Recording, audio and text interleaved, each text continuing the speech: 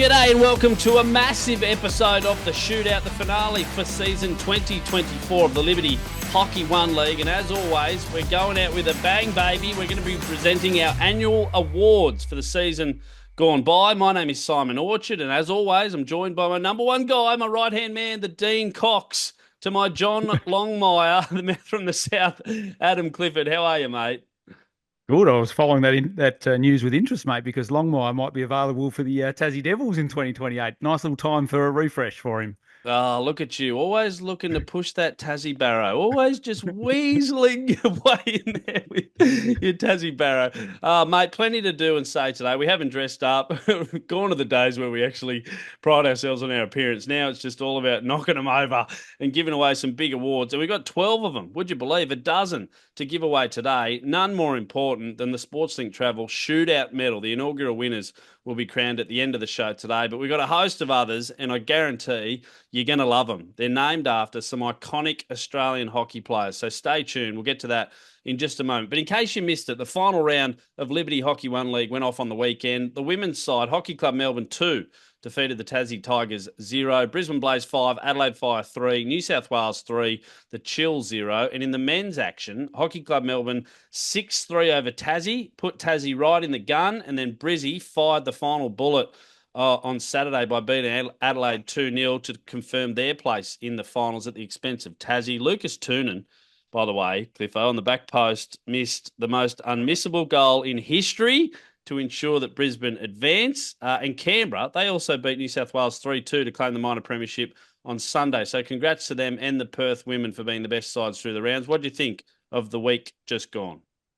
Well, is Lucas Toonen in witness protection? Last I heard, Ben Reid was giving him a call, what doing his best, Liam Neeson. I will look for you, I will find you, and I will kill you. But I tell you no, what, he's got that was a a heartbreaker. yeah, funnily enough, he's actually got a brand new Gold Coast theme park super pass. Don't know who provided that to him, but well done to Lucas. Hey, we're not indicating that there was anything going on, anything untoward. It was just, it happens. Sometimes you miss Yeah. the most obvious easy goal in the history of sport. But we move on. We don't have to worry about Lucas and the Adelaide Fire because they're done and dusted. Mate, I'll tell you what it does do. It sets up some absolute beautiful semi-finals this Saturday at the Tasmanian Hockey Centre in Hobart. New South Wales play Brisbane in the women's side. It's going to be a bloody ripper. They met in Newcastle back in round 2. Brisbane won a good contest 3-2. And Perth, they come up against your women, the Tassie girls, who you said last week some would say they've overachieved, but they deserve their spot. And it was a shootout, I remember, 6-3 when they met during the rounds. And the first quarter was just party time, wasn't it? What do you think of the clashes in the women's side? I really like it, and I've actually gone for New South Wales to upset the Brisbane Blaze. I think it's a little bit of an upset given the Blaze are the defending champions and have so much depth. But yeah, I don't think the Tassie women are without a hope, and I know that might sound a little bit ridiculous with Perth Thundersticks being undefeated, but they haven't been in a finals in 44 years. They won the silver medal in 1980, of course, and they were really good in that game, other than probably the first 15 minutes, particularly the first minute and a half or something like that. They were already 2 goals to the down. So, look, as long as they start well, I think they'll ride a wave of home momentum and do really well. In the men's side, mate, what a couple of rips and order games that looks like being. We said all year that you could throw a blanket over the field, and that's what we sort of got with Brisbane just edging back to keep their title defence alive on goal difference. And then the Canberra Chill, though, the minor premiers for the first time in 52 years, which coincidentally I think was Gary Backus's debut season.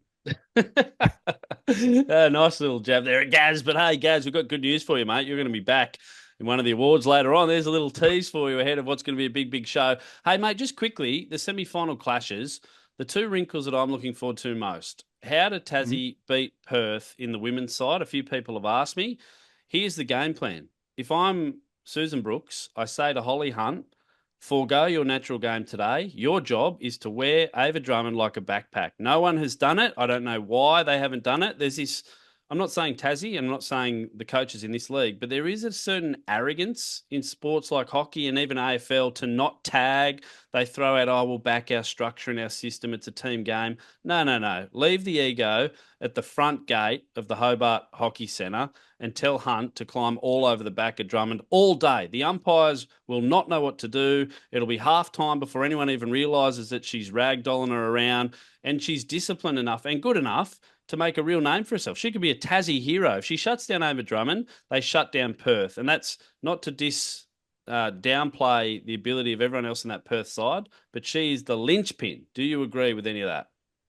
Oh, absolutely. She's got to have Holly Hunt or Sarah Robertson sized elbow bruises all over her hips, I reckon, Mm. by the end of the game, because she's the link up for Chanel and Pickering, Milan, and all those sort of their best creative moves.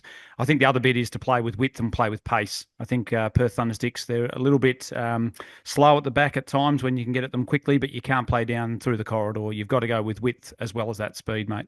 Yeah, very interesting. On the men's side of things, couple of big ins. Jake Wetton has been named for the Brisbane Blaze first game of the season back from playing some hockey in Holland, and Nathan Ephraim's also over there playing for Bloomingdale's back in the Hockey Club Melbourne side. Very interested to see how Hockey Club Melbourne's dash and dare translate to finals hockey, especially against the side whose middle name is Dower, the Perth Dower Thundersticks. It might not excite crowds, but it can be a winning formula in big games when people get tense and maybe you don't have the freedom to play the way that Andrew Smith has had his charges going. But if you're Smithy, you surely sit everyone down and say, hey, we got here playing a compelling, exciting brand. Let's take it to them. Don't leave the stones unturned. Yeah, and it's been something with Victorian hockey and HC Melbourne at times, isn't it, in finals that they haven't quite got over the line. They've got a little bit of nerves and a little bit of the jitters, but holy hell, mate, their forward line of Burns, White, Waheed, Peter Scott, Tuddenham, Murray, and then you throw in Nathan Ephraim's as well. I don't know how Andrew Smith's going to fit them all in, but they're packing some punch. Perth, though, they get James Collins and Matt Willis, two very handy ins for them as well. I tell you what, that Hockey Club Melbourne men's forward line, it's like when you go down to the local pub on a Friday and a smattering of all your good friends are there, but then your better friends start walking in. Oh, it's Cliffo. Oh, look, here comes Bowen. Oh, Kurt's emerged. That's what it's like for Hockey Club Melbourne. So good on them. I'm looking forward because styles, sometimes they make matchups. That's a phrase from Dana White in the UFC. But you've got two very contrasting styles in Hockey Club Melbourne and Perth. And of course, Brizzy, who have snuck in there against Canberra, who have nothing to lose. So who knows? Maybe they can defend their title. Anyway, mate, as we mentioned off the top, massive show ahead. A dozen awards to give away, many of which are meaningless and trivial, but they are a small token of our appreciation to the players, the coaches, and the supporters who have delivered us a wonderful season. I say this with my hand on my heart. It's the best women's league we've ever had, and it's the Correct. most even men's competition we've ever had. You can read into that what you will. I didn't use the word best for men's, but most even. I think that's pretty fair. Yeah, and it's been backed up by some great crowds, mate. Nearly 30,000 people through the gates across the regular season. We've taken the game to regional areas as well at times, and that just continues the year-on-year growth that we've seen. Hockey Club Melbourne, this exciting, high-octane style of the men's, and then blooding some great rising stars in the women late in the season. Last year, their crowds were just 4,200. They're 5,229. So that's massive growth for them. And then Canberra Chill, they led all comers with 5,500 through the crowds, two crowds over 2,000 for the first time ever in our league as well. So it's been a really exciting season, and I think it's going to, there was proof's going to be in the pudding this weekend because I think there's some tantalising matchups, mate. Ah, love it, mate. I tell you what, there was a gauntlet throwdown by the KBH Brumbies as well in terms of the fan celebration, that Yes. cardboard cutout of the Mofro. my man, Benny White, and drinking beer through the through the mouth, which was great stuff. So beat that if you can. $1,000 on the line. But anyway, mate, we digress. Let's get into it. We'll start with, wow, one of our favourite characters of the season, the Who Beeper else? Award, which is obviously for the cult hero, named after friend of the show, Neil Beeper Snowden, the certified maniac goalkeeper who, impersonates Bugs Bunny and is a Rexona Athlete of the Year in his spare time. Who are the nominees for the Well, Beeper, Cliffo? Well, cold hero, mate. First nominee is Adelaide Fire's Tom Brown for just giving you a slap and a drive by. We love that about Tom. So he was didn't necessarily stand out for his on-field performances, but off-field he became a cold hero for sure. So he's a nominee. Dale Dalkins, similarly, your interview with her, I think in game two, wasn't it? Yeah, it was. She was fantastic. Just here for the ladies and I gym and just scores bags of four as well. So we like Dale Dalkins, and she was added to your Woo Man list. Yeah, So well done to love it. her. Ben Rennie from the Perth Thundersticks, who was just a one-man celebration machine. Loved the fact that he wasn't shy to try the Donald Trump dance and the too low LeBron and a few of those sort of moves. Even after the discussion around Ava Drummond mid-season around Team of the Week, he rocks up sporting a headband over his helmet, which has to be the biggest waste of time ever. But we love him as a character. And to be fair, he's had a good season on field as well. And Mm. then the last nomination is Canberra Chill's Aidan Dooley, just a laconic character. I don't think I need any more words than that, do I? No, we haven't heard too many hooly doolies, have we? Get thrown around this year, despite him just scoring goals at will. I think how's the leading goal scorer? Does that go all the way through the finals, or does it finish now? No, that's settled. So that's been Well shared by done. Landon Morley and Aidan Dooley. So nice little feather in both those gentlemen's caps. Yeah, there you go. Some wonderful nominees for the beeper. But here we go. The first winner of the award show for the shootout in 2024. The winner of the beeper.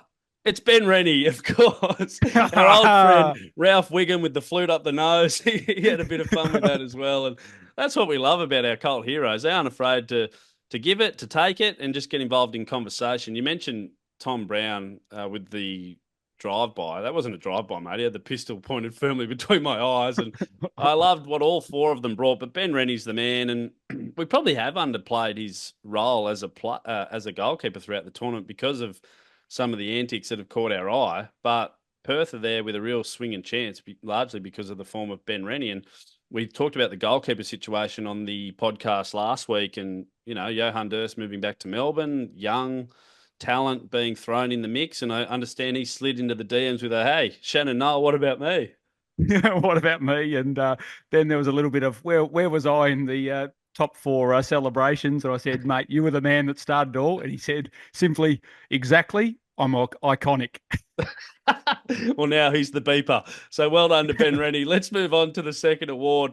This one's called the DY, or the De Young, for those out there who don't know who DY was, an unheralded job doer, but an under the radar star. Liam De Young, former Kookaburra, three-time Olympic medalist, gold in 2004, bronze in '08 and 12, more than 300 games for his country. I don't reckon, Cliffo, he was ever nominated or won or in the conversation for FIH Player of the Year. I don't think he ever won Kookaburra of the Year. Pretty sure he's not on the AHL Player of the Tournament honour board, largely because he was sandwiched between Dwyer and Knowles and the rest of that amazing Queensland crew. But the DY, for someone who maybe flies under the radar but gets the job done every week, this is a good group. Tell us who the nominees are. Yeah, so the first nominee is the Canberra Chill captain, Hayden Dillon, 27-year-old, who's found the back of the net a number of times as well and been a real linchpin in midfield, really consistent sort of type, and I love the way that he goes about it. Second nomination is Pippa Morgan from the Perth Thundersticks. Didn't quite play every game, I don't think, but really strong, solid, consistent defender. Probably really understated in a lot of the work she does, but she's got to be on the cusp of a Hockey Roos call-up, you'd think. Mm. Third nomination, Josh Simmons from Hockey Club Melbourne. I saw some stats that he was covering 7.7 kilometres per game, mate, which is the second highest for Hockey Club Melbourne. So in terms of work ethic, and he's showing no signs of slowing down. By the by, he'll be coaching the KBH Brumbies next year, so he might have his hands full with some of those off-field antics.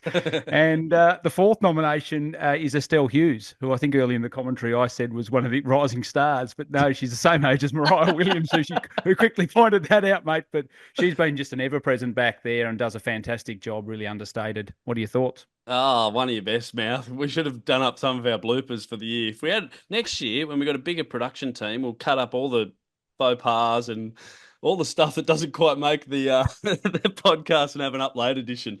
But yeah, well done by you. We could pretty much name any left or right half through the competition that could fit into this bracket, right? Because yeah, our eyes are drawn to people who create and break lines, and we've yapped on about that time and time again. But in an era where we want and we're chasing that, I guess we've got more emphasis on it. But you mentioned Pippa Morgan, Candice Peacock's another one back there who Yeah. does a job each and every week. You go through the New South Wales team. Ella Carr is someone who is a rising star that doesn't get a lot of plaudits because Grace Young's zipping around and Mariah Williams is next door to her. So there's a couple in every team, but some wonderful nominees for the DY, and hopefully he's listening out there because honestly, he's the sort of guy, and these players are as well, the ones that you just look next to you, left or right, and think, oh yeah, we're covered.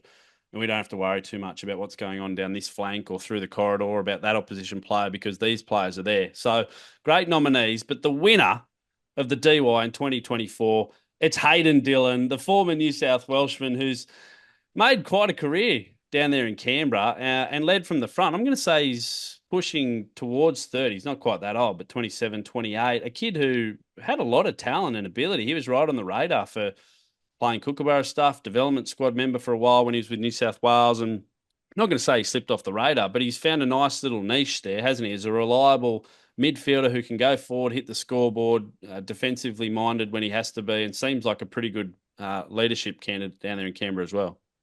Yeah, I think you hit the nail on the head, mate. I think he complements the Staines brothers by giving a bit of balance, but he also has the same sort of work ethic as some of those guys. And he's been able to add some finished polish by hitting the net. I think nice little tomahawk, makes really good decisions. Yeah, just ever reliable, ever present there. And he's been a huge reason that I think the Canberra Chill have got a great culture that everyone wants to get back and play at every opportunity they possibly can.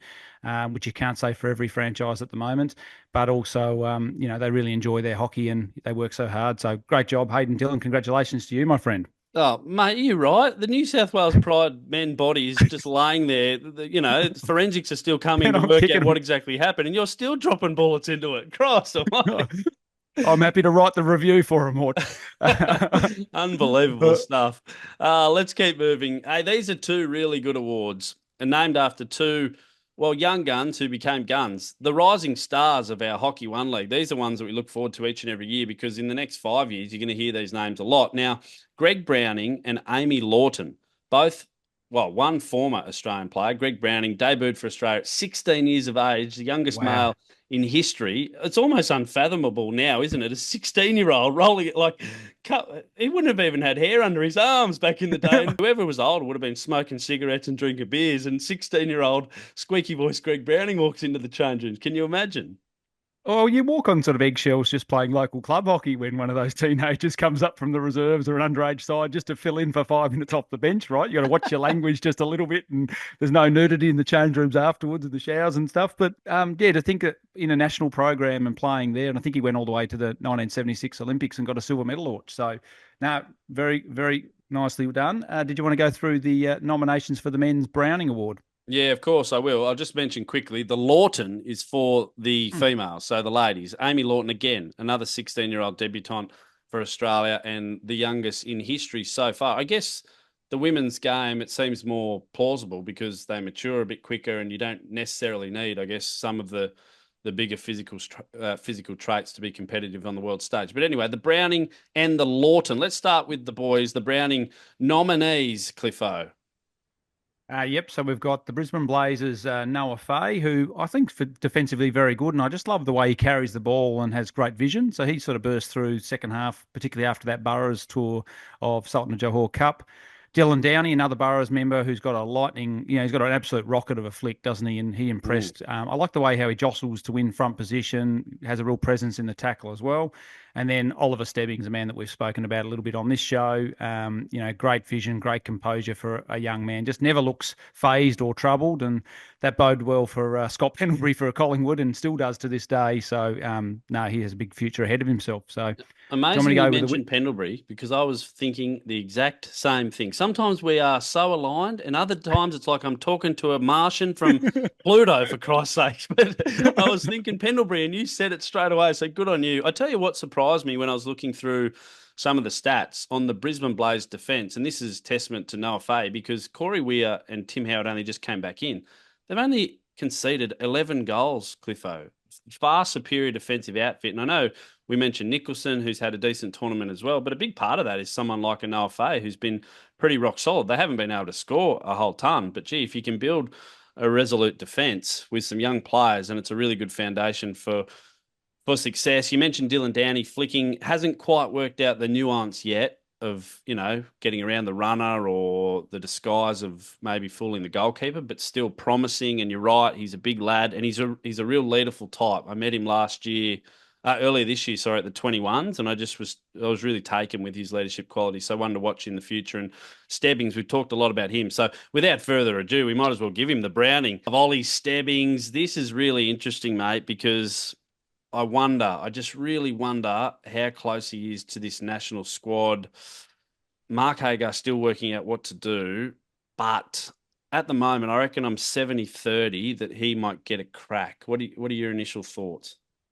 Yeah, certainly he's the glow up player of 2024. But look, there's a lot of debate about this. I thought your podcast interview with Horry, that's a must listen to for everyone to go back and watch that on the listen to that rather on the shootout. But it's an interesting one. You got 4 years to expose him before LA, but you sort of put all chips in on him, or do you say actually in a couple of weeks or next week they're going to announce the Junior World Cup qualifying side? I think January 26 to 30. They're in New Zealand playing the qualifiers. You got 21s, you got Hockey One, you got the Junior World Cup. Is that enough for next year to just let him grow and mature at his natural pace and then look to throw him in sort of 2026?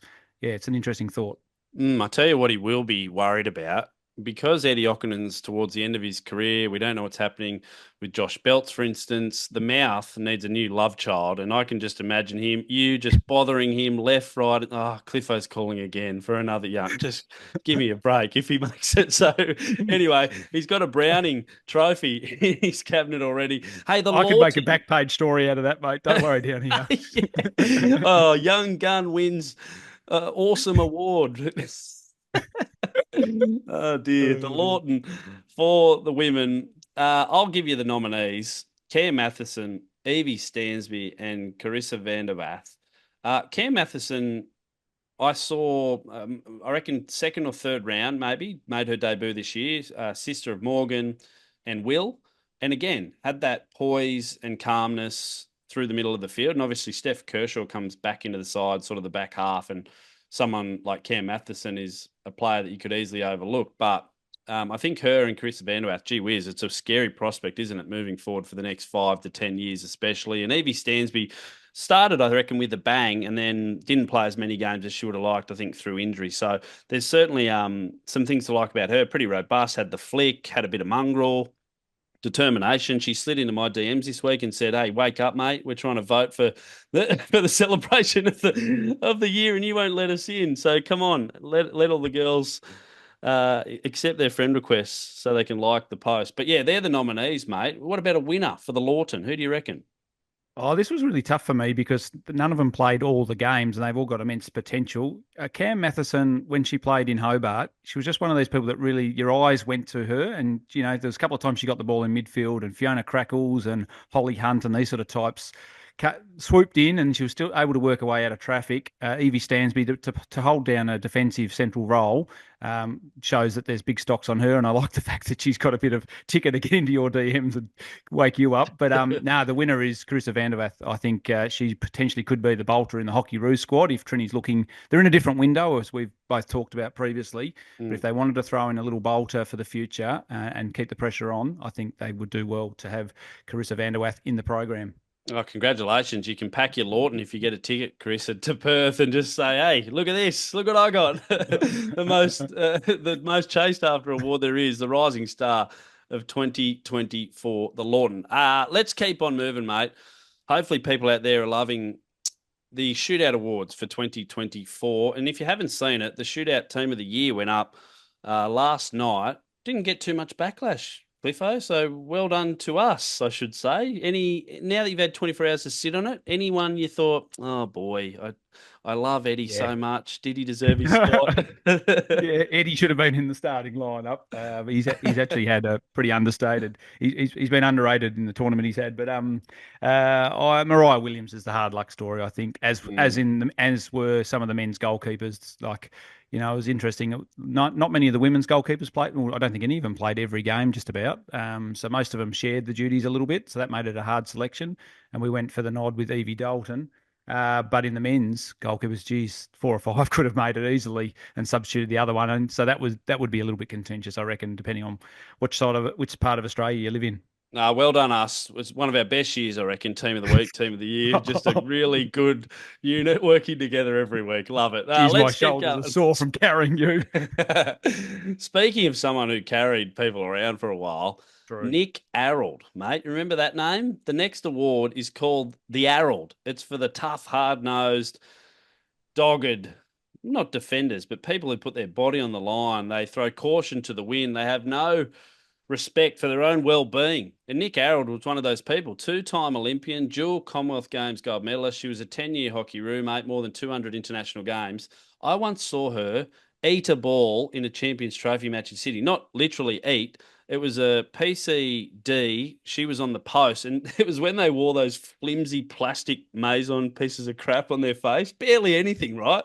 And the first shot was blocked, so the second shot could go wherever they want, and they hit it straight into Nick Arrold's face. Oh. And the ball hit her, and she just shook it off, mate, and just got like threw the mask off. I think the umpire missed it probably and said it was just play on. But that's how tough Nick Arrold was. She was someone who, whenever you turned around from halfway, I imagine, for the Hockey Roos and looked back and saw her there, you went, "Oh yeah, baby, I feel pretty comfortable." So here we go. Some nominees for the Arrold. Give them to us, Cliff. Well, first one, Penny Squibb from the Perth Thundersticks. As honest as the day is long, I love stirring up her about her age, but showing no signs of slowing down. Always that post woman on, putting her body on the line. It's almost like she's got one of those mentalities that we were taught, being brought up. It's the ball or the player, but never both. And she's always Mm. sort of just using it, being really clever there. Hayden Belts, he'll throw himself into any contest whatsoever. Of course, the Brisbane Blaze / Brazilian international Adam Ema, and that really nasty thumb injury where, you spoke the week before about they needed to run a tight line defensive PCs, and he did that to the T, didn't shirk it, and nothing would surprise me more that he wouldn't have put his hand up to play this weekend as well. That's how tough Adam Ema is. Oh, too And then, soon, mate. Put his hand up. Is that a crack? oh, no, Gee I didn't mean to do whiz. that. He You're, would be wanting to be selected this week. Don't that's worry mean about that. spirited. And then the last nomination, just to move us on, is Hattie Shand, who played in that ferocious mask this year. Second Adelaide Fire player in 2 years to play the tournament with that. I don't know how they see the ball, mate. I wore one of those face masks on a defensive corner, and this piddly little drag flick went straight through my legs because I just completely missed it. I lost it about a foot from my toes. Mate, look at you. Specs. Don't blame the Yeah, true. mask. It's your eyesight, you old bugger. Yeah. But anyway, some great nominees for the Harold. This is an award I'd like to win. And Adam Ema, hopefully that thumb is repaired and hanging tough because you are the winner, mate, of the Harold. Anyone who loses a finger, that's going to be a prerequisite moving forward. If you want to win the Harold, you've got to lose a finger or a thumb Oh. in the line of battle. For those who missed it, penalty corner defense running, as Cliffo said, ball just wedged his thumb between the stick and the ball, and off she came. But last time I checked, all was going well. So hopefully, Adam Ema, the Harold, will soothe some of the pain. Let's keep moving on, mate. Voodoo Hockey Global have been a wonderful partner of ours, not only through the shootout, but Parlez-Vous Hockey during the Olympics. They jumped back on board. This is Joe Welch, Jonathan Pedersen, and the team, and offered more than $850 of Voodoo Hockey gear. All you had to do Legends. was slide into the DMs during the year with a question for the show. Anything about Hockey One. I reckon, mate, I had 100 DMs this year. Honestly, 100 DMs, many relevant and topical, some complete and utter rubbish, a couple of risque ones from Tim Devan that suddenly just ended up in there. But we read out 11 on the show. And today, Voodoo Hockey Global whipped up one of those random online generator spinny wheels things, put everyone in, plugged them all in. And the winner of the Voodoo Hockey Global Voodoo DM competition for 2024 is the Tigers Hockey Club, who are based just up the road from me, Newcastle. And before everyone says, "Oh, recount," I hate the Tigers Hockey Club, so you don't have to worry about that at all. But to Mick Wallace, he sent in the DM on behalf of the club. I don't hate them. I've done a couple of speaking gigs for them over the years. We've got a nice little rivalry. So well done to them because they sent in a Voodoo DM. It's been a good addition to the show, mate. We've had a lot of interesting topics, and they've done some of the bidding for us, haven't they, in terms of firing some questions in that we were thinking, but we didn't necessarily want to bring up ourselves. Yeah, they certainly did. They loaded the gun, and we were more than happy to just entertain it. What more invitations do we need? But no, it's been a fantastic edition. Hope everyone's enjoyed following along, and thanks for those that did write into both of us, but we didn't make it on the show. And hopefully, you've enjoyed the content regardless. I've been using my voodoo stick at the moment, mate, to knock the wasps' nests off the house because it's wasp season up here in Maitland Vale. It's starting to gather in. So just far enough away for me to, because I'm not super brave. I'm not like an Adam Ema No, or really? a Nick Harold. Yeah, I sent Lenny, my 5-year-old, out to do it initially, and she came back in with welts all over her. So anyway, congratulations to the Tigers Hockey Club. Just send us your postal address. Flick it to me or Cliffo, and we will arrange that prize pack courtesy of Voodoo Hockey Global. All right, let's keep on moving. The awards show here on the shootout for season 2024 of the Liberty Hockey One League. Coaches, Cliffo, be hard to win a competition without a coach, even harder without a good coach. So here we go. The Charlesworth and the Dancer, named after, I reckon, our two most successful coaches in hockey history. Rick, of course, 1996 and 2000 Olympic gold with the Hockey Roos, two-time World Cup winner with the Kookaburras, as well as a bronze medal in 2012. And Barry Dancer, the only coach in Australian men's hockey history to win an Olympic gold medal, 2004 in Athens. So the Charlesworth is for the best women's coach, the Dancer best men's coach. Let's start with the women, Cliffo. Who are we throwing up for good coaches this year? Yeah, well, I've certainly thrown up Susan Brooks for that effort to get the Tassie girls into the final series, mate. Scott Barker from the New South Wales Pride, and Phil Hulbert, the minor premiership, going the way of the undefeated Thundersticks. What are your thoughts? Let's give the winner, the Charlesworth, Phil Hulbert. Well done to Phil. Look, it's a tricky one, right? People say they got the best team. Hmm. Yes, that's true. They've just rolled through the competition so far. We'll see what happens in the semi-finals, but there's some little nuances that Phil Holbert has done that I know you and me both appreciate, right? And it's not just flash in the pan stuff. Every game, something left of center or out of the box. Well, not it shouldn't be out of the box. I think all coaches should be thinking like this. But the creativity on the 2-point conversions or when to go for 2-point conversions, just pulling the goalkeeper to practice playing with 11 field players, the positional changes of playing a Georgia Wilson as a centre forward or Ava Drummond as a defensive mid and then rolling her up to striker one week. That sort of stuff really tickles our coaching bone. And, Scotty Barker and Susan Brooks, taking nothing away from them because they could well and truly be holding the trophy aloft in the coming days. But I think Phil Holbert deserves it. Are we in agreement there?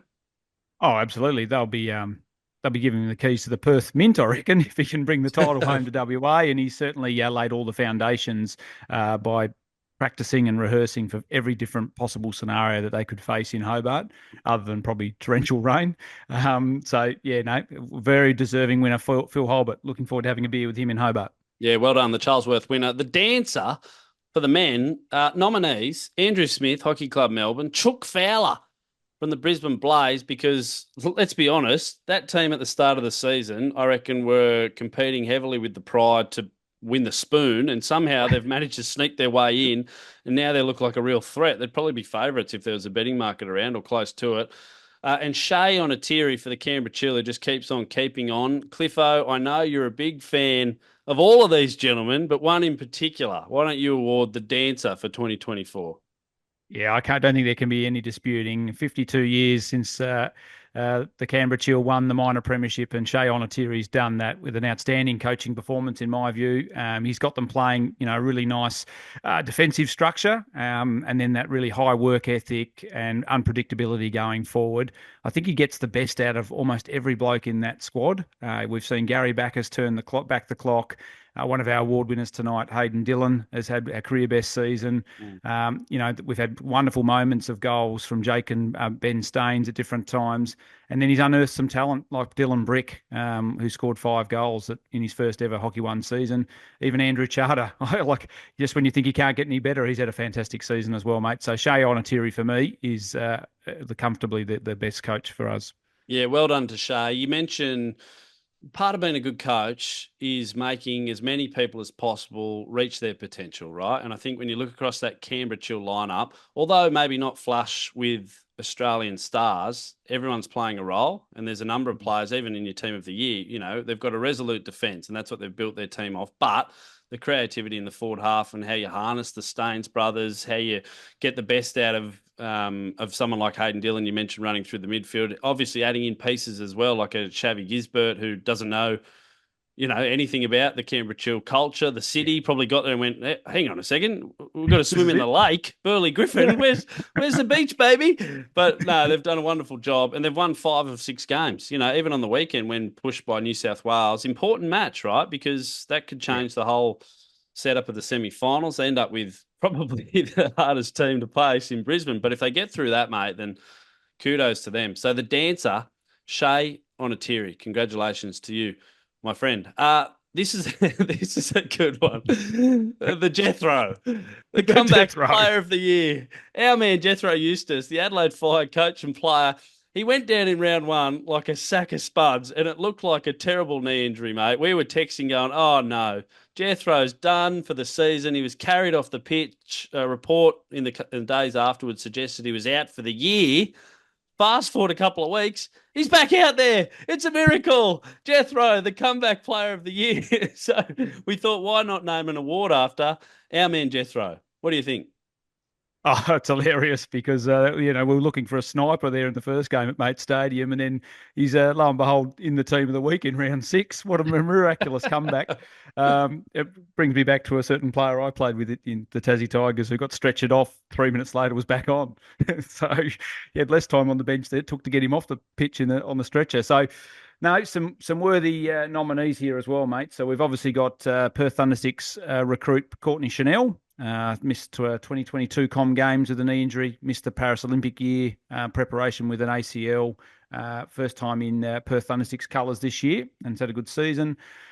Jolie Satorio, another Perth Thundersticks teammate. You can fill us in a little bit more on the background there. And of course, our man, Kyle Jeffrey Presswich, who sadly had that nasty head injury, plays with the helmet.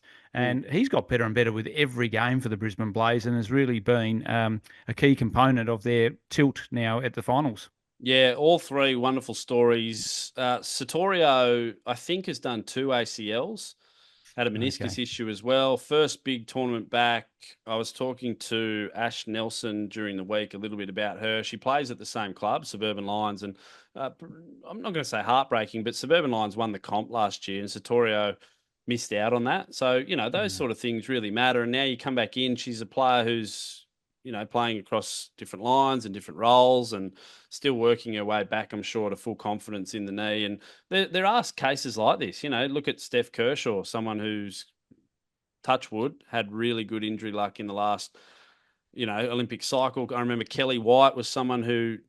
struggled with a couple of knees as well and got to Olympics. So it's certainly not all doomsday sort of stuff when you unfortunately suffer these ACL injuries. But anyway, and Kyle Jeffrey Presswich, there was a great bit of video content done up by his hockey club earlier Wasn't in it? the season, and yeah, that's a heck of a yarn. It's a great name, isn't it? Carl Jeffrey Presswich. It sounds like we should go fox hunting or something together, and or he owns a couple of counties somewhere up there in Brisbane that we don't know about. But anyway, the Jethro for comeback player of the year this year, can be no other. Courtney Chanel, mate. You Yeah. did a story like you knew at the start of the season. She's been bloody awesome. Like I can't believe every week I watch her and think she's just got every trick in the book.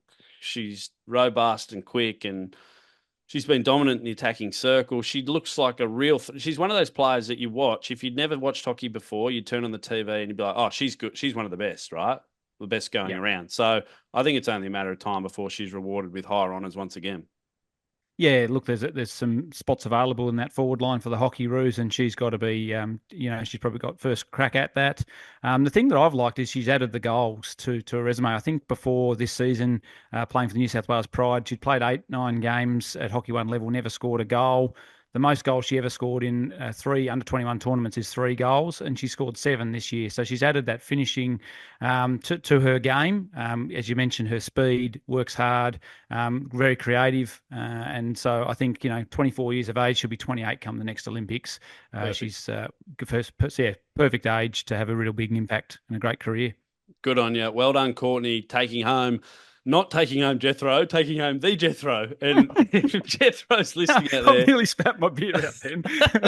we love you. We love you, Jethro. Well done, mate. Let's move on. Speaking of goals, the Yeah. Annan. Who else could we name the best goal for the Liberty Hockey One season after than our girl Alison, 167 goals for Australia, mate. How many goals do you reckon you've scored in your whole life? That many? Probably not 167. I No. think I got five or six at AHL, and you got five or six in 1 year. I was hoping for that gag, but at some point, but no, you Oh, had me. nah, nah, mate. I don't count. I don't count. That's You uh can't that's count to 167. yeah. No, someone I think it was Mick Moldhouse said, "Don't count your games, make your games count." That's how I always live my career by. I don't, honestly no idea how many games or goals I scored, but anyway, it's not about me. The Annan best goals this season. Some ripping nominees. Tassie men feature on the other side a couple of times. Ben Staines, he had a couple of just worldy individual efforts, but the goal against the Tassie men I thought was sublime. Just at a time when, and this has happened with Canberra, so I don't think it's happened a couple of times with Canberra, I should say. So I don't think it's just luck. When the crunch comes, guys like Ben Staines have stood up in the moment. So his goal was wonderful. Landon Morley, the aerial against Tassie as well. It was a first-rate pass over the top of was your man Josh Brooks, who was just watching, watching like a pie floating through the sky, and Landon Yeah, Morley Josh on and the I are back blaming post. Leon Hayward. Don't worry about that. Oh, mate, that was great. Landon Morley back post knocks it in. Cooper Burns, individual effort against the New South Wales Pride. I've seen some slow motion of Cooper Burns on our man, What Now Tim's Instagram page, and I still don't know if he knows what he's doing, but bloody hell, we love it because he smashed it past Ash Thomas. And then a team goal, the New South Wales women, well, Abby Wilson scored it, but it was a heck of an effort, wasn't it, Cliffo, from the New South Wales Pride? They're our nominees. What do you think of the New South Wales goal? Oh, the New South Wales goal was fantastic because if I recall correctly, Hockey Club Melbourne was sort of almost like on a counter attack and looking really, really threatened. And Mariah Williams steals the ball at the head of her defensive circle. She jinks past three, maybe four players, shifts it to a left to Abby Wilson, who passes it on to Emma Scriven. And Mhm. then Abby Wilson just has the peace of mind to just put the accelerators on and leads back. Scriven puts it just in front of her path, and she forward dives, knocks it into the far post. Unstoppable, end to end, coast to coast, as I'd say if I was in the commentary team. And that was just a beautiful goal, mate. So I can't see past that.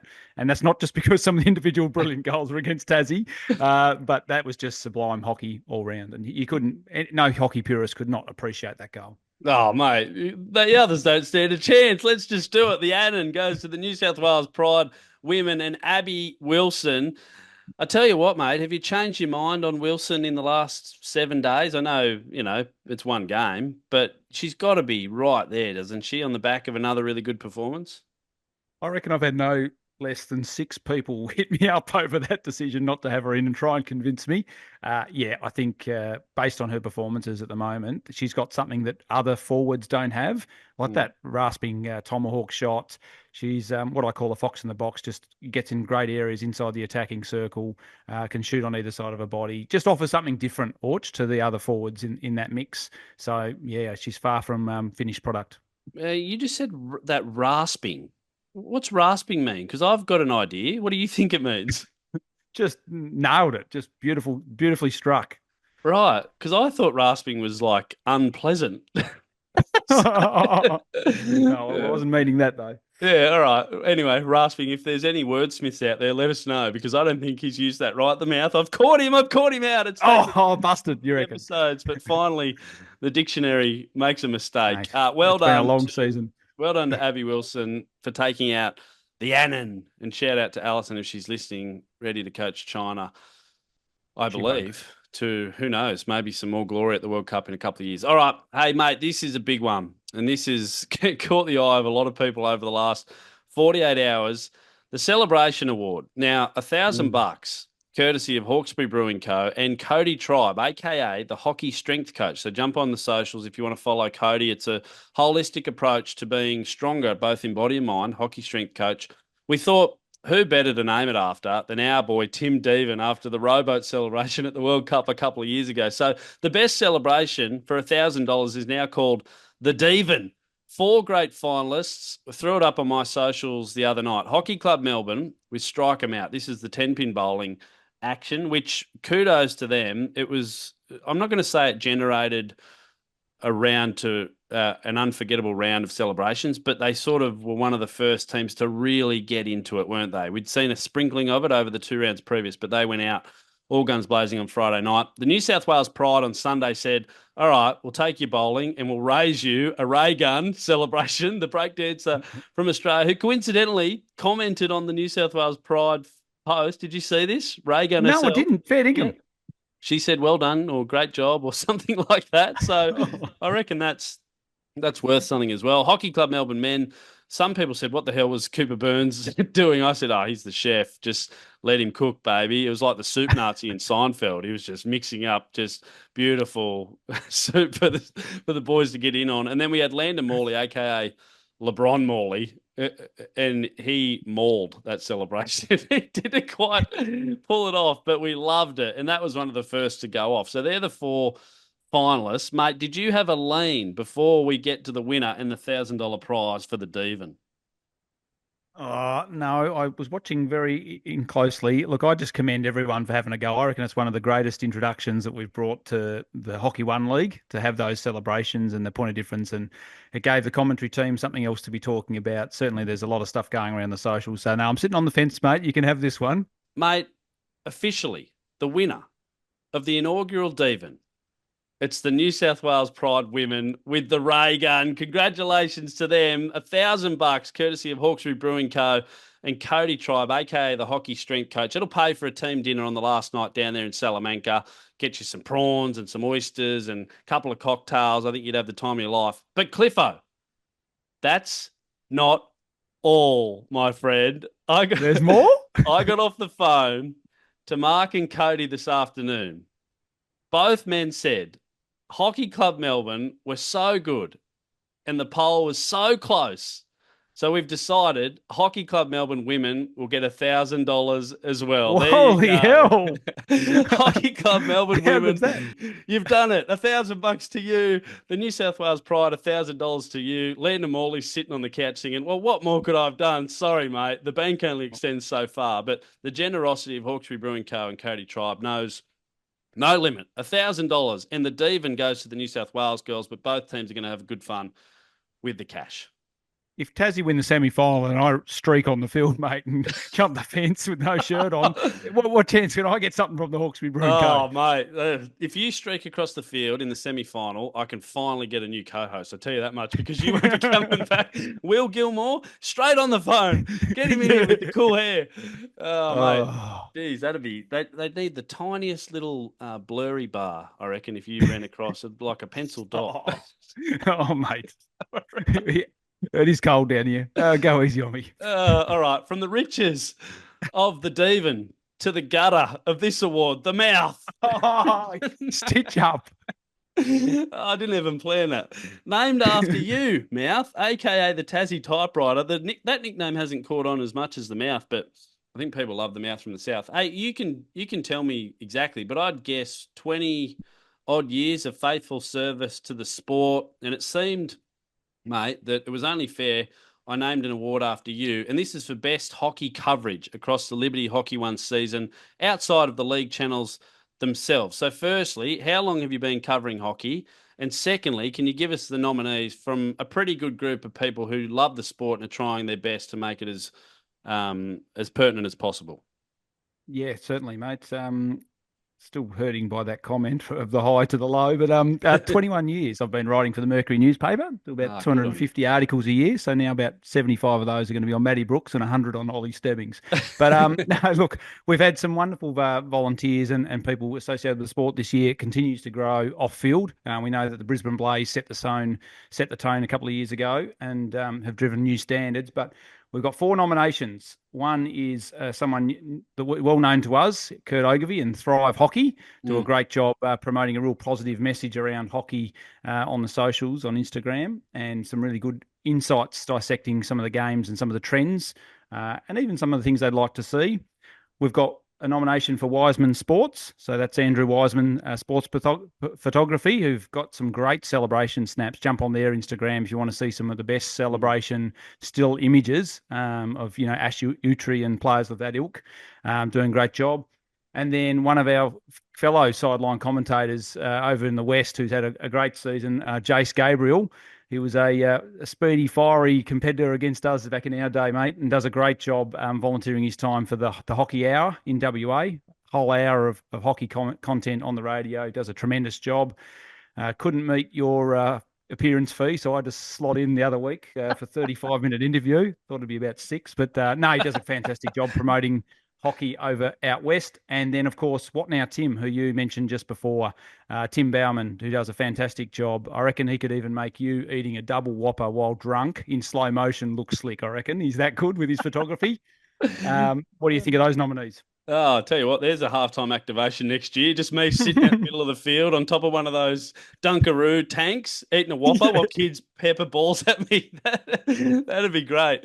You said Tim Bauman. I would have said Tim Bowman, but potato, Oh, potato. I guess it doesn't matter. I guess you've already slipped up with that word before, so why not make it two, mate? Hey, yeah, all I would say is you mentioned volunteers. Someone like Kurt Ogilvie does it throughout the year, right? It's not just Hockey yeah. One when he bobs up, and I'm sure the others are similar. But I'm sure you've got more details, so I won't ruin your thunder too much for the winner. But I will announce the winner of the mouth, which I'm sure they'll be just clamoring to get their hands on. It's What Now Tim, and I'm going to say Tim Bowman.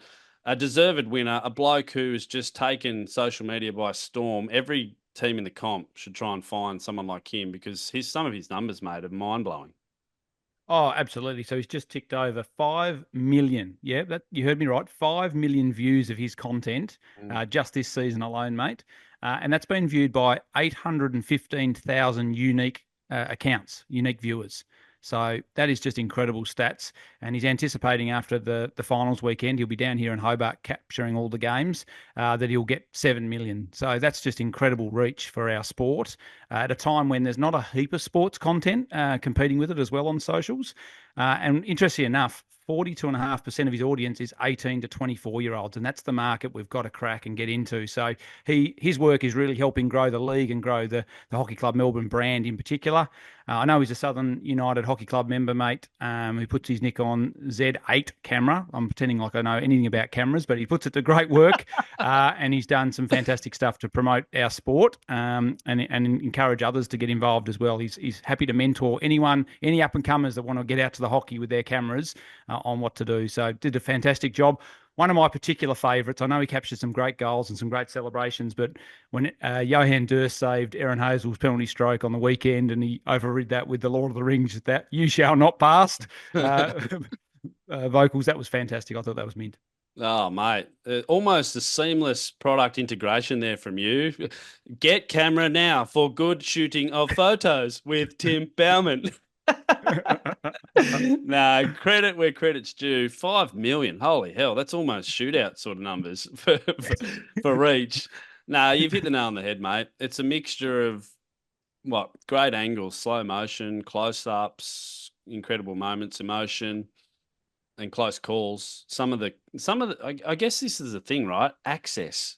You don't Yeah. ask, you don't get. You mentioned Yeah. Shay on or we mentioned the coaches before. Why don't we put a mic on them next year and Mm, just see what they have to mm. say? They do it in other sports around the world, and I know we don't have a broadcast deal, which makes them do what we want them to do, but most of them don't care. Just we try and stick the mic in there at halftime, but put a mic on them pre-game. Follow them into the Yeah. change rooms. Let's try and get fly on the wall sort of stuff, which people are desperate to see and hear. So anyway, congratulations, the mouth. We'll see if that returns in 2025. Hey, mate, enough fun about you. This next award, this is a ripper. We searched long and high, right, to try and find an award that would represent people like us, just a little bit creakier in the joints and a little bit short-sighted because the eyes are giving way. The over 35s of the league, because let's be honest, we've got some really good ones, a plethora of them, and still performing at such a high level. And we thought, who better to name this award after than our old mate, Kale Kramer, the Brisbane Blaze striker, who Benjamin sadly Button. didn't play this year, but gee whiz, he had a couple of good seasons. For those who don't know, didn't play in 2000. I don't know if he played in 2019, but in 2022 scored 9 goals. In 2023 scored 7 goals. He was the third highest scorer in both of those seasons. And every week we were mentioning something that Kyle Kramer did. So why not honour him by naming the Masters Player of the Year, the Kramer. It's a great name. I love it. Not from Seinfeld ilk. Kale Kramer. Mate, give us the nominees for this wonderful award. Oh, well, man, that's got a few mentions tonight. Tim Devan, 40 years of age. I think he was meant to be at the World Cup representing Australia in the over 40s if he wasn't picked for the Tigers, and he'll probably go around again. Had a fine season. Gary Backus, and one of our old sparring partners who, again, Bags. turned, yeah, punching bags. No, I wasn't saying that. One of our old sparring partners, old Gaz, he's tempered. He's tempered his mood swings as he's got older, which is being fantastic, and scored a couple of critical goals, and I've made a team of the week as well. Mm. Of course, Hannah Gravnell from HC Melbourne, one of the oldest debutantes for the New Zealand international side, and still looks like she's got a bit more to go in her international career, and is also, former captain or co-captain of the Hockey Club Melbourne Girls. And then Jeff Abbott, who I think he's retired now, but another fine, dependable season for the Adelaide Fire up against it. So they're the four nominations, Orch. Yeah, all got shootout medal votes at some stage during the season as well. And we sort of made a rule. Let's be honest, we don't have any rules on this show, but non-Australian players. So if you're thinking, well, Eddie Ockenden could have fit into the category, well, no, we didn't include him. This is for players who aren't representing Australia. And Hannah Gravenel, we've taken the loophole there, even though she played for New Zealand this year, to throw her in as well. But just a quick comment on Gary. I reckon it's the most consistent season I've seen him ever have.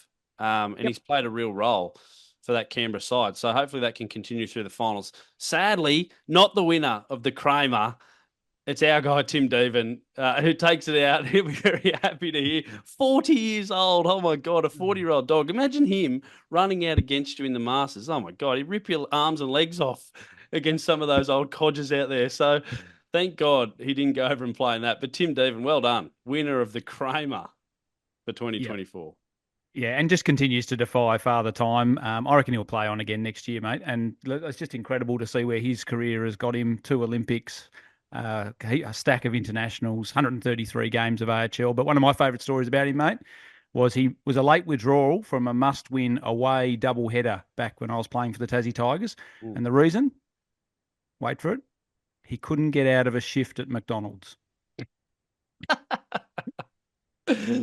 Oh, McDonald's to The Hague and the World Cup. Who would have thought? What a Exactly. story for Tim Devan, the Kramer winner.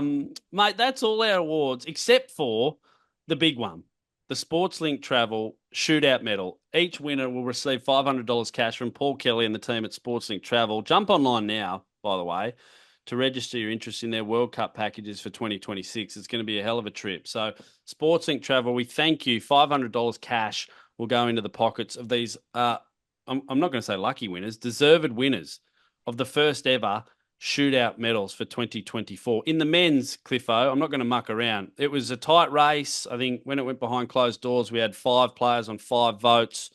In third spot, Jed Snowden of the Adelaide Fire. There were some people jumping up and down. Why is he not in Team of the Year? You're about to find out. Jed Snowden in Yep. third place. The runner-up from the Canberra Chill was Anand Gupte. Wonderful season for him, and I think higher honours are on the doorstep, which means the winner of the SportsLink Travel Shootout Medal for the men in 2024, Johan Durst from the Hockey Club Melbourne men's side. Congratulations to Johan. It's interesting that he's not retired, taking a sabbatical, but has that freed him up to play some of the best hockey of his life. All of a sudden, the mental burden of playing behind a grade in Andrew Charter has unleashed a guy who's playing wonderful hockey. And a big reason why Hockey Club Melbourne are where they are, mate, they've given up 18 goals, which hardly sounds like a fortress, but I looked through them today. 3 penalty strokes. Good luck. You can't really save them. 5 penalty corners.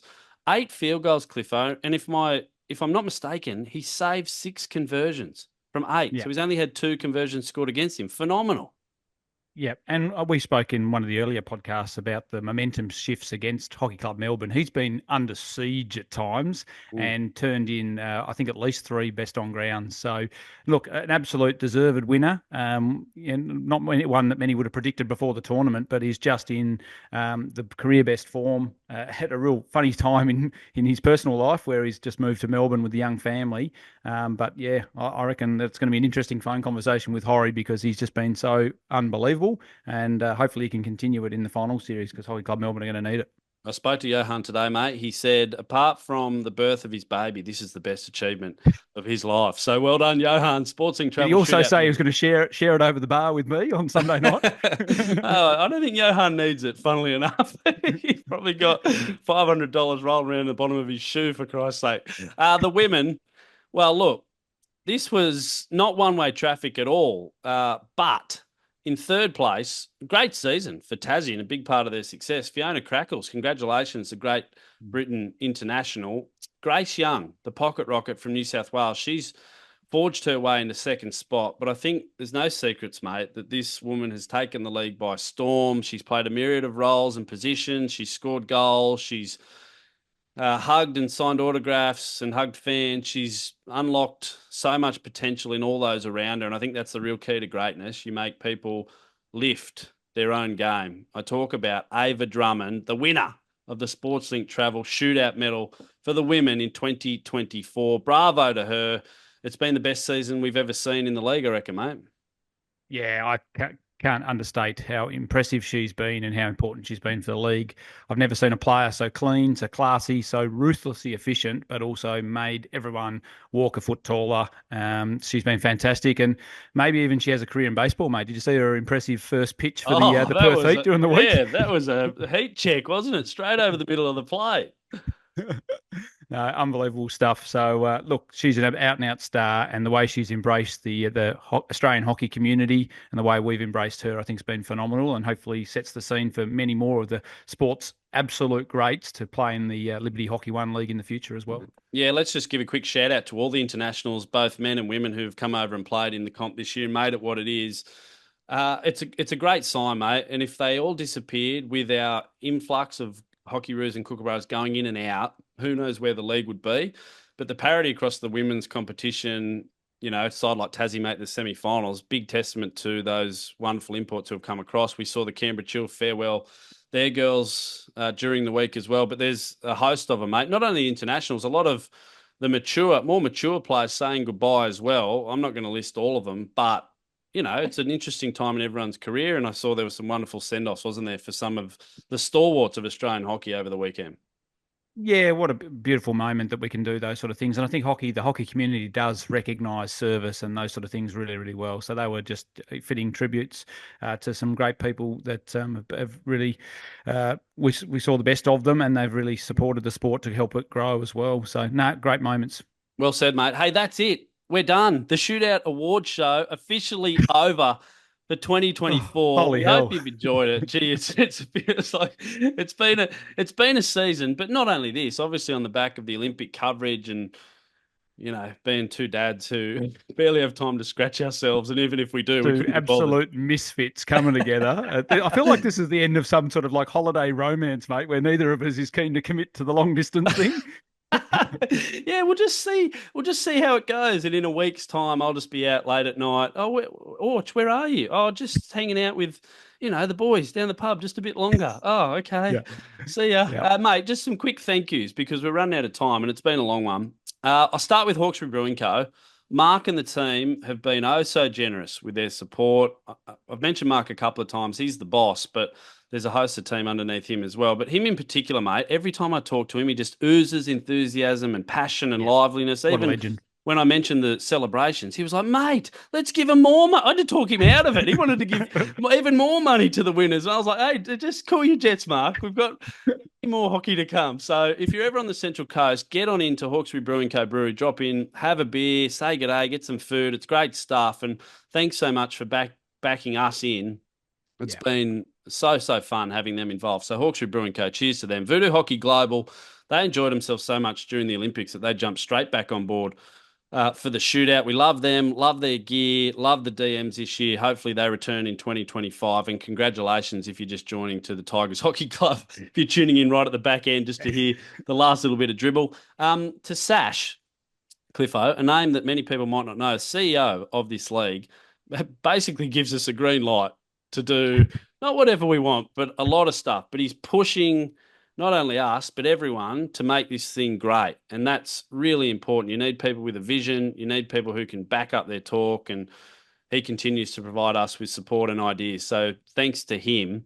And the team Absolutely. behind the scenes who help cut up the highlights and of course, increase our visibility. Christina, Brad, Tom, Alana, Lauren from Hockey Australia. Thanks to you. Thanks to all the clubs and players as well. Cody Tribe, Alexis Rouch. Don't forget, thousands of dollars to be won this weekend. Best goal, best celebration, best save, courtesy of Alexis Rouch. So keep an eye on that. Thanks to all the listeners, all the people who've made the conversation either in the flesh, mate, or online. They make the wheels turn, and we really appreciate that. And to Mouth, great season, mate. You've gone from strength to strength. Not only do you just love your hockey, you continue to champion the players and you shine a light on their exploits and their ability. You're a fountain of knowledge for the listeners. You're a foil for my stupidity, and you're a really good friend as well, mate. So I'll pass over to you for a final word before we say hooroo for the final time. Yeah, just a couple of closing things from me. Thanks to all our sponsors, Orch, and we'll make sure that all those prize winners over the finals week are announced either Sunday night or on our socials, and I'll get that money to them. Look, just a final message for hockey fans. You know, this final series, the gold medal games are Sunday afternoon, late afternoon, and Sunday night for an absolute reason. We want to get as many eyeballs on our sport as we possibly can. So my challenge to hockey fans is make sure you're not just tuning into 7+, but you're telling all your friends that it's on. You're taking snaps of where you're tuning in from and putting them on your socials. Let's make sure we flood it and get as much possible reach as we can for the main events and the gold medal games. It's the least that all our hardworking officials, coaches and players deserve, and it's a real opportunity for our sport. So that's my challenge, Orch. And finally, mate, a massive thank you to you. No one will ever understand the amount of hours that go into not just the editing out all our bloopers and silliness and poo-pooing all my great ideas for pilot shows and segments, but also just your amazing ability to come up with creative ideas. You lose me with some of your cartoon references, but I hope that between Ailey and I, we've been able to keep you somewhat in check. And no doubt it's been fabulous listening for all our listeners. So thanks, mate. You do a power of work. You're a great proponent for our sport and couldn't do it without you. Very much enjoyed being your sidekick, and hopefully we can get together again in the not too distant future. Yeah, watch this space, Mouth. We'll see. We'll see where we end up. If you are interested, Saturday, Tasmanian Hockey Centre down there in Hobart. The action kicks off at 11 a.m. Finals on Sunday, the 1st of December. The first match, the bronze medal in the men's, 11:30 a.m. If not, you can watch it on 7+. For the final time in 2024, hooroo.